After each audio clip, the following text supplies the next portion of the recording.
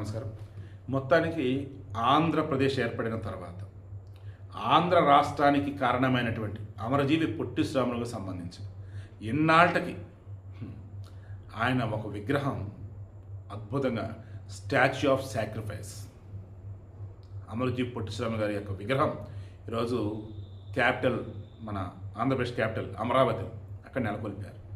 ఈరోజు ఆయన జయంతి. సో ఇప్పటికైనా అసలు పొట్టి శ్రీరాములు గారు అంటే ఎవరు మీ పిల్లలకు నేర్పండి. ఉత్తర భారతదేశం వెళ్తేనేమో మద్రాసి అని చెప్పేసి అక్కడ ఉన్నటువంటి వాళ్ళ చేత మనం పిలిపించుకొని తక్కువ అవడం. ఏడకు వస్తేనేమో గుల్తే అని చెప్పేసి వాళ్ళు మనల్ని అనటం తమిళ వాళ్ళు.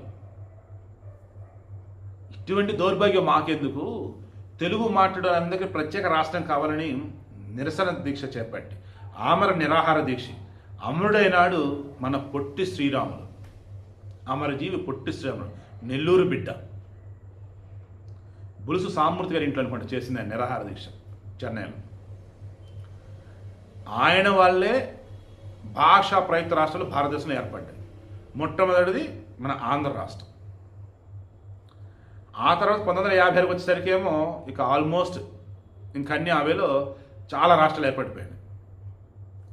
హిందీ బెల్ట్లో బోల్డెన్ రాష్ట్రాలు ఉండే, అవి వచ్చేసి పరిపాలన సౌలభ్యం కోసం అలా వేరు చేశారు. మరీ పెద్ద రాష్ట్రాలు ఉండొద్దని.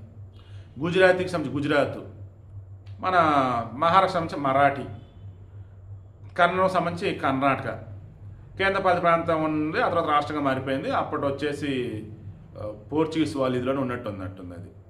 ఏది గోవా. ఈ ఇప్పుడున్నటువంటి పుదుచ్చేరి ఉంది కదా, అది ఫ్రెంచ్ వాళ్ళ ఇదిలో ఉన్నట్టుంది. ఇక ఆ తర్వాత తమిళం, తర్వాత మలయాళం, కేరళ, మన తెలుగు వచ్చేసి ఆంధ్ర రాష్ట్రం, ఆ తర్వాత ఆంధ్రప్రదేశ్, ఒడిస్సా, పశ్చిమ బెంగాల్, ఒక ఒడిస్సా, లైక్ ఇలా. పంజాబ్ వచ్చి పంజాబీ ఇలా. సో దేశంలో మాతృభాషని కాపాడుకోవటానికి ఆ రోజు తెలుగు కోసం ఆయన ఉద్యమించాడు. వాటి తర్వాత దేశవ్యాప్తంగా భాషా ప్రతి రాష్ట్రాలు ఏర్పడిన కారణం కూడా మన అమరజీవి పొట్టి శ్రీరాములు గారు. సో ఆయన గురించి ఒక్కసారి నెట్లో వెతికిన పిల్లలకి ఏదైనా తెలియాల్సింది తెలుసుకునేలాగా ఉంటే సంతోషం. పెద్దలు కూడా పొట్టి శ్రీరాములు యొక్క గొప్పతనం చెప్పండి.